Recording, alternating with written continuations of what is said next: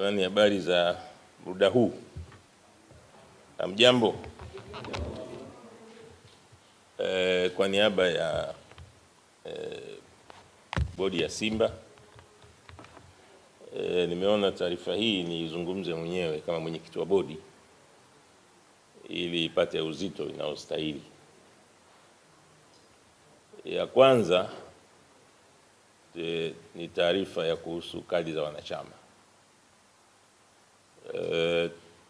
Tulikuwa tumepanga awali kwamba tungetoa kadi za wanachama tarehe 27 Machi, lakini zoezi hilo lilishindikana kwa sababu kulikuwa na kazi ya system yenyewe ya kutengeneza hizo kadi mpya ilikuwa haijakamilika, hasa kwenye maeneo ya ujazaji, kwa sababu zile branch zote ambazo zipo sasa hivi lazima ziingizwe kwenye mfumo, na baada ya kuingizwa kwenye mfumo baadaye sasa ndio wanachama wale waliopo sasa waweze wenyewe pia kuwa wa kwanza kupewa kadi, na wakati huo matawi mapya na wanachama wapya kupitia matawi yaliyopo waweze nao sasa kupata kadi. Zoezi hilo karibu linafikia mwisho. Tukishalimaliza zoezi hilo la kulodi matawi ambayo yapo, basi tutatangaza rasmi lini tutazindua siku ya kuanza kutoa kadi mpya za kisasa kwa wanachama wa Simba. Kwa hiyo niliseme hili ili wafahamu kwamba zoezi linaendelea. Ni kwa sababu ni kitu kizuri, kitu cha kisasa, kwa hiyo kilihitaji muda hasa kutengeneza database ambayo ni nzuri. Jambo la pili ambalo nilitaka nizungumze ni issue ya rufaa yetu ya mchezaji Mohamed Damaro. Kama mnavyofahamu, tulipeleka mashtaka kwenye kamati ya wachezaji na usuluhishi, nafikiri Kiswahili chake limepatia, kuhusu huyu mchezaji. Sisi tulikaa swala hili tukatafakari kwa kina, tukasema ni swala ambalo halijakaa sawa, ni swala ambalo katika ushindani hakuna uwiano ulio sahihi. Ni kama klabu zinatengeneza njia ya kuongeza wachezaji wa kigeni bila sababu yoyote ya msingi.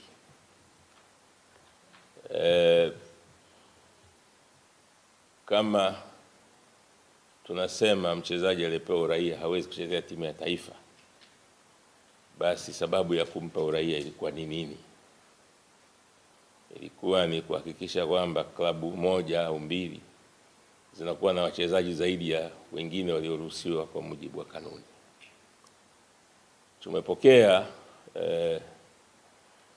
majibu ya kamati ya hadhi sheria za wachezaji. Kwa mujibu wa ibara ya 27(4) inatuomba tufanye kitu kinaitwa marejeo au review ili tukamilishe hatua za hapa ndani, na tumeshaandaa review marejeo ya mchezaji huyu. Tutawasilisha hivi punde hapo TFF, na katika hukumu ile waliotupatia imechagua tu maeneo yanayowafurahisha ndio wanajibu.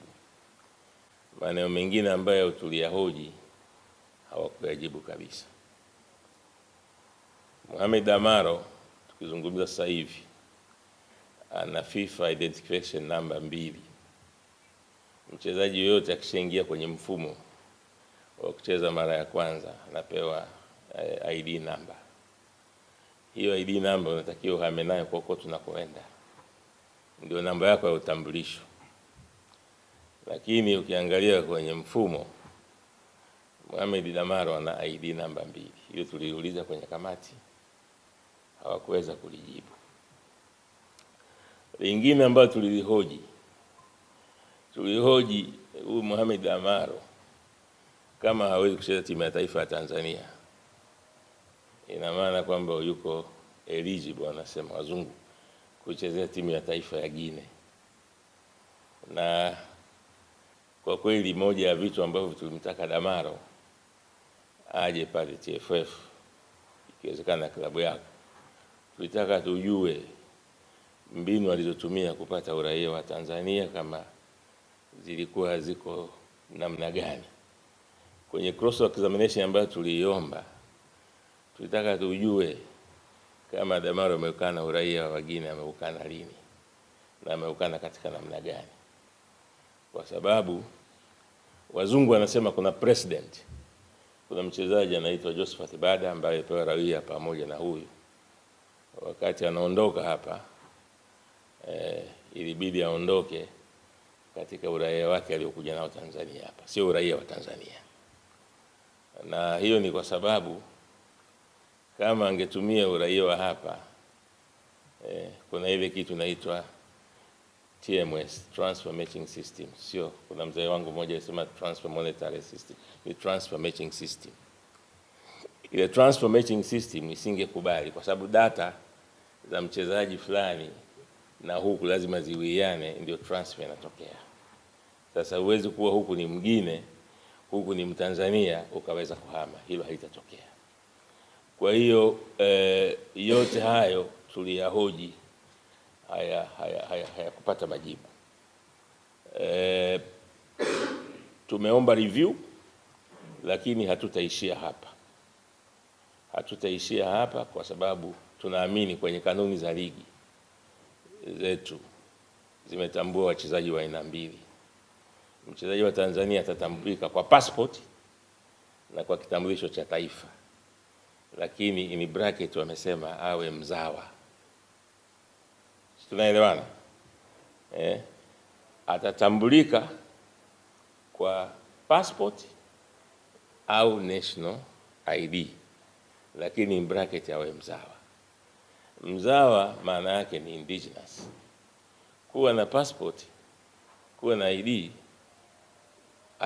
haikuwezeshi kuwa mzawa, kwa sababu kwa mujibu wa taarifa ya uhamiaji wanasema huyu alipewa uraia kwa njia inaitwa tajinisi, naturalization.